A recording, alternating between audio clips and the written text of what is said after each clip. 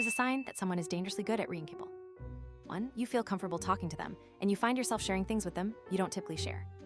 2. They themselves are typically hard to read. 3. These answers are awful Elmo. You all are some narcissists. 4. Well, now I know what makes people think they're good at reading people. Haha. 5. A lot of people seem to think that the best way to read people is to never talk and just listen. That is stupid.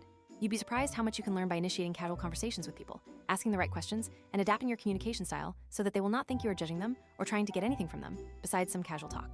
A little bit of indifference actually goes a long way in convincing people you are not after anything in the interaction. This is why women are often so distrustful of persistent clingy men. It's a clear sign they are after something beyond just conversation, even if they claim otherwise. Most people deeply seek connection, but are suspicious of other people's motives, so you need to toe the line between interest and indifference. Almost always, the context of how the conversation started matters more than the content. In order to understand someone's fears, desires, motivations, you need to see how they react to different things in different contexts. Observe what stresses them out and what they find comfort in. Take note of when they change the topic of conversation. Often how someone initially reacts to a question by their body language or facial expressions reveals more than their answer to the question. Example, if you ask a casual acquaintance how their day went, they are unlikely to tell you anything deeply personal.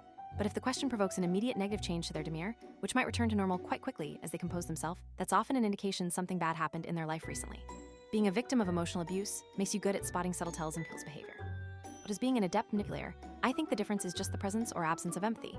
Sometimes it is a bit of an arms race. If an emotionally perceptive woman asks her adulterous husband if he is having an affair, he will need to be a sun-lived manipulator to anticipate the question and hide any signs of fear.